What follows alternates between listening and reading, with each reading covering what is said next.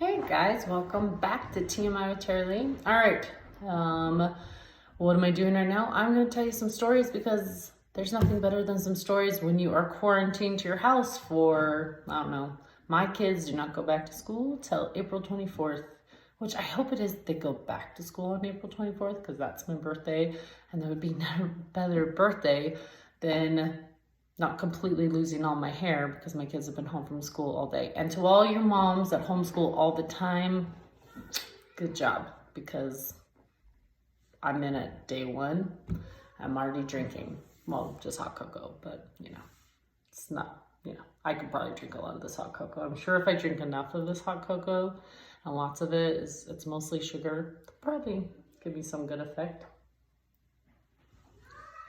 So today, my story is, oh, do you hear that? Just listen. You hear the kids? Yeah, every time I keep trying to film. I don't know why I thought it'd be a good idea to film when they're home for 6 weeks. I just thought, well, I'm not going anywhere.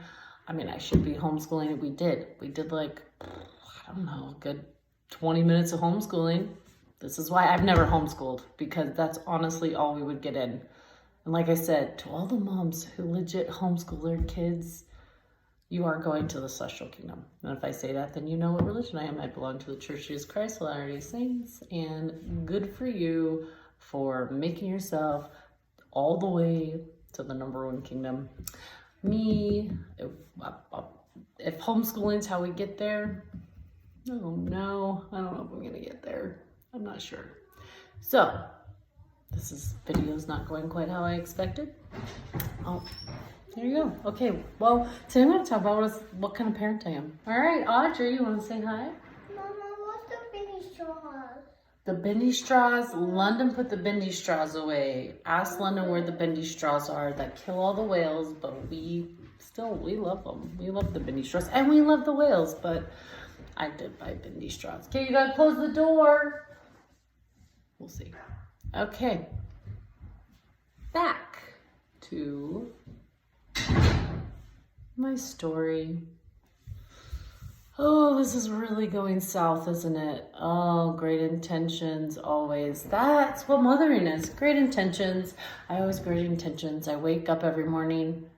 Well, I used to, when I first had kids, wake up thinking I was going to do everything right, make breakfast all the time. Oh, it was going to be awesome, and I was going to love every minute playing with them and using our imagination and creating things, and just, I was going to love every second of it, and I was going to be awesome, and birds were going to be chirping all the time, and no, I was just going to have my crap together all the time. Well, fast forward almost 14 years later. I mean, I'm not bad. I've done some things. Finally, after almost 15 years, we have had consistent meal planning. Wait for it. 6 months. Maybe 7 months. Has it been 7 months? Yep. Finally. But now this COVID thing has kind of got me off my schedule. I'm like, meal planning. It's fine. We're going to be home all day long. We'll be fine. We'll just eat whatever. I probably should meal plan better because we're home all day long.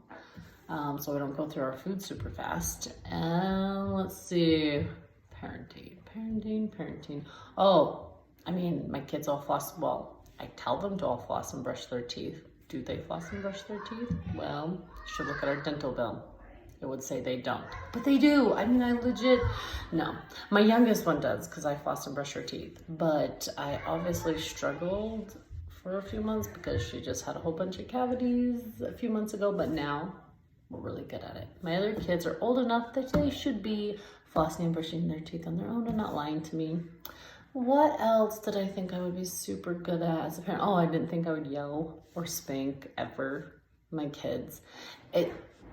Tell me, how many of you, and some of you that don't have kids yet, think when you see maybe older sisters or, I don't know, cousins, aunts, people that already have kids, and you see them lose their crap, and you see that the kids are kind of out of control at times, and they're having fits and they're crying, and you see their parents say, okay, I just need you to stop, and the kid keeps going, I want the candy, and they just keep screaming at you and yelling at you, and the mom is trying to not give in, but then they give in, and you think, oh, That's why that child's like that. That's why they're a little hellion, because she just gives in every single time. She's just giving in.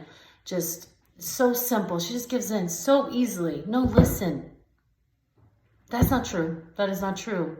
It has been maybe years. You haven't seen every second she has at home when she's like ripping her hair out, trying to just, all day. She's like, okay, I told you no, we're not going to do that. We'll do a timeout. We'll do another timeout. We'll do another timeout. And all day is no's and timeouts, and she's doing so good, even though the kid is screaming and crying all day.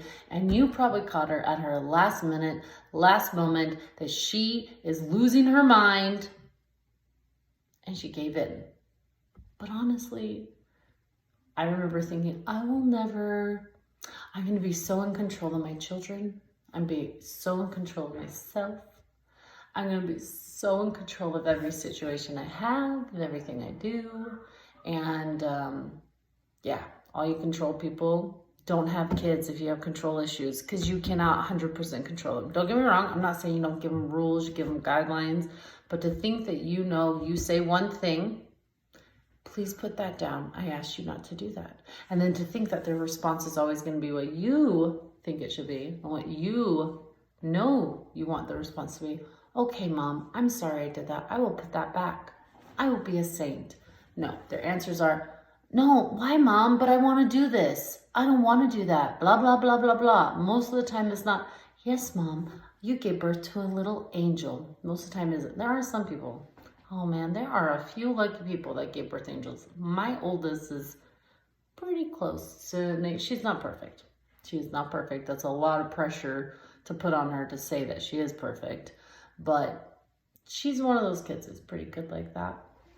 But I would say, don't ever say you won't ever do it, because most likely the things you think are going to be so simple and easy before you have kids. My experience personally might not be everyone's experience. You're not so great at. I remember, because I'm the youngest of 6 kids in my family, and I have 3 older sisters and 2 older brothers, because I'm the youngest, but there's 3 girls and 2 boys, 4 girls counting myself.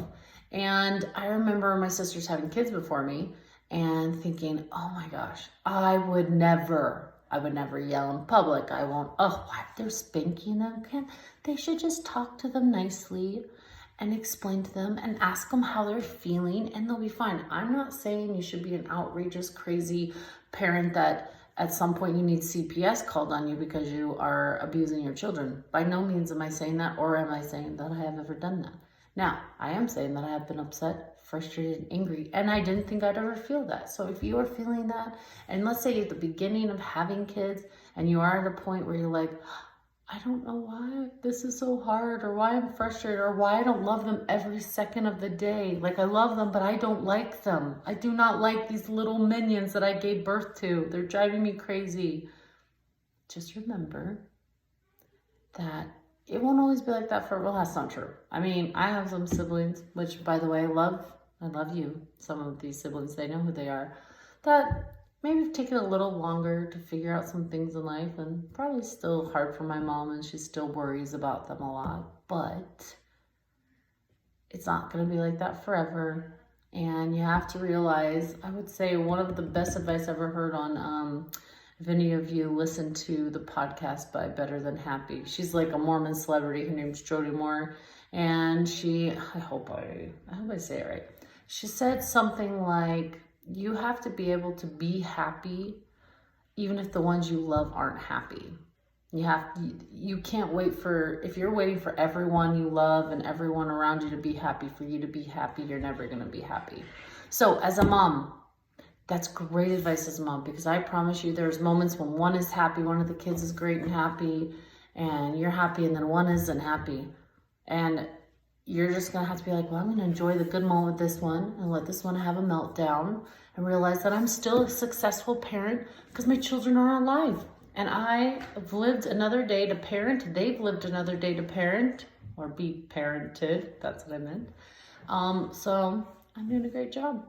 Well, I was going to tell you guys a story about when I was a kid and how I got left at a gas station. Yeah, it was great.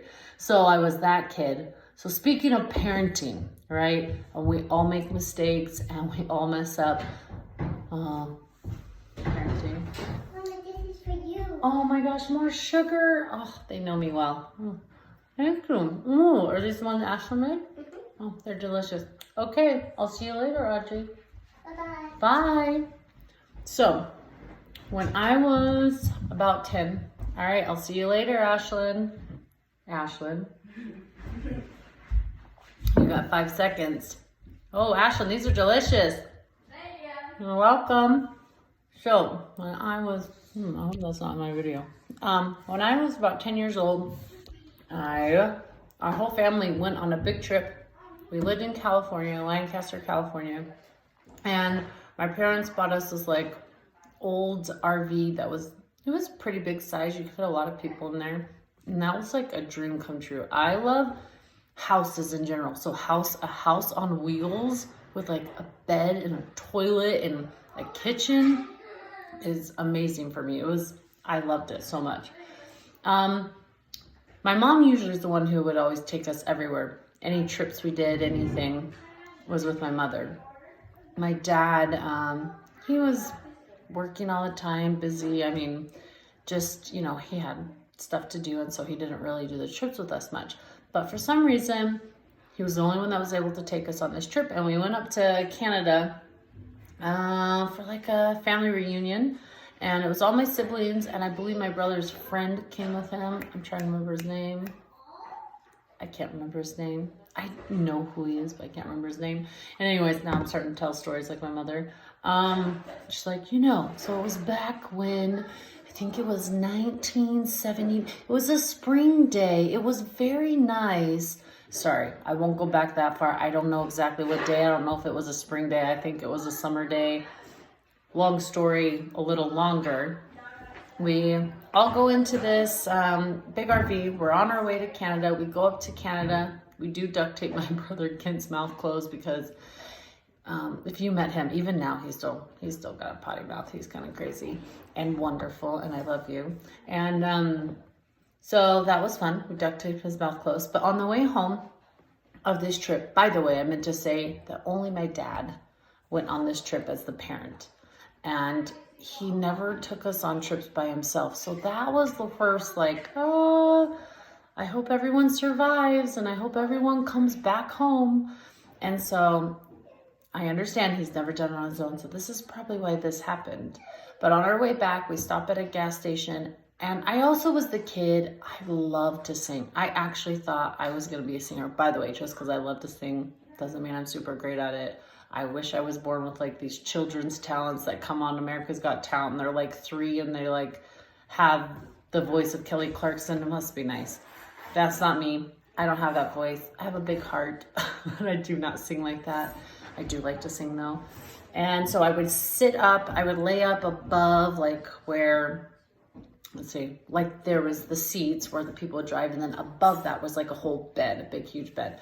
And I would lay up there and I would sing and sing and sing and literally just drive my family crazy. But I was so happy. I loved it. So we stopped at this gas station and my dad and everyone was like, hey, everyone go to the bathroom. So I get out, I go into the gas station to go to the bathroom, and I come back out and I'm thinking it's a big, huge RV. I mean, I shouldn't miss a big, huge RV, but for some reason I couldn't find it. I couldn't see it anywhere. And I'm like, where in the world is the RV? I can't find it. I'm 10 years old. I gotta put down my sugar clothes. I was 10 years old. So I go back into the gas station. Oh, I don't know what's up with me lately because I'm gonna teary-eyed every story I tell. I mean, I'm supposed to tell things funny, but every time I keep crying. It's not even that time of the month and I keep crying. I am eating like it's that time of the month. But I go inside and I tell them, I think my parents forgot me.